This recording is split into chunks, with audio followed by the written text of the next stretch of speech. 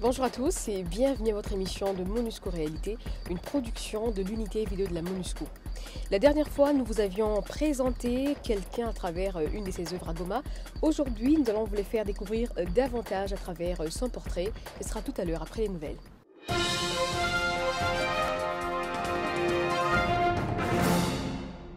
Au sud Kivu, à l'issue de l'opération Enduring Peace, paix durable, la brigade de la force de la MONUSCO a lancé une nouvelle opération dénommée Amani Yakweli, la paix est certaine. L'opération vise à déployer 11 bases opérationnelles mobiles et à mener des patrouilles dans les zones où des violations de droits de l'homme ont été répertoriées. Elle entre dans le cadre du mandat de la MONUSCO, à savoir la protection de la population civile. La MONUSCO, dans le cadre justement de l'exécution de son mandat, qui est de protéger les populations civiles, a pensé pouvoir combler ces vides laissés par les FARDC, et ces opérations ont été successives. À Kikisha, Usalama, Enduring Peace, et aujourd'hui nous sommes à Amani Yakweli. Donc toutes ces opérations tendent justement à sécuriser au mieux les populations et à combler les vides laissés par les FARDC en phase de restructuration.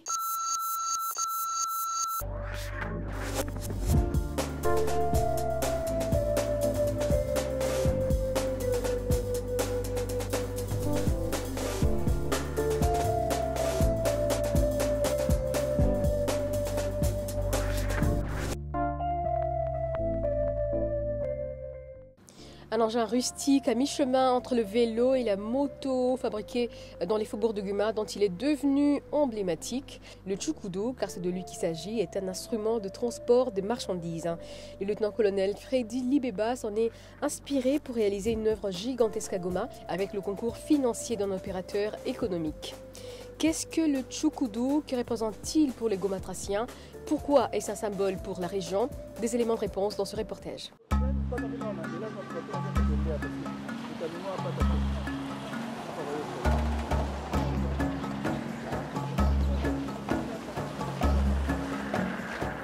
Ça, c'est la première œuvre du lieutenant-colonel Freddy dans la ville de Goma.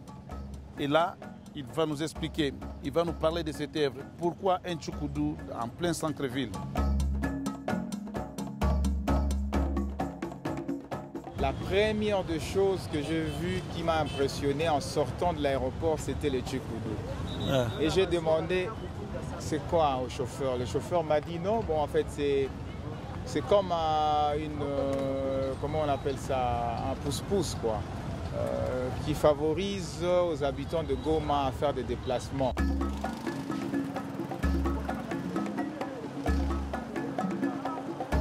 C'est après que moi-même j'ai développé les recherches. Je suis allé jusqu'à l'origine, donc à Monigui, pour savoir exactement sa provenance, d'où ça venait, qui a fabriqué le Tchoukoudou.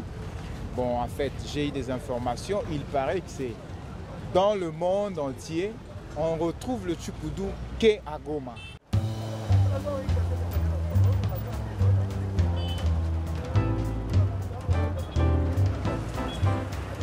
Ichukudu mashangu donc njonye naacha nini nakuwa kwa hii dunia juu kama sina ichukudu siweze kuwa kabisa siweze kula deja.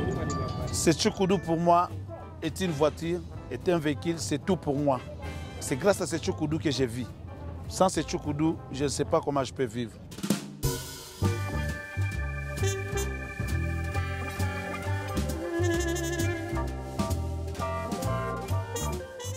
Et ce qui m'a impressionné de plus, c'est que les Tchoukoudou transportent presque tout. Les ciments, les tôles, le bar de fer. Et quand vous voyez la personne qui manipule cet engin, il transpire. Voilà.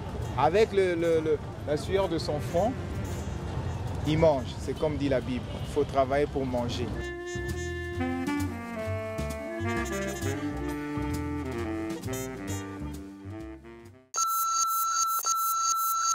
Comme on le dit si bien, il n'y a pas de sot métier, il n'y a que de sottes gens.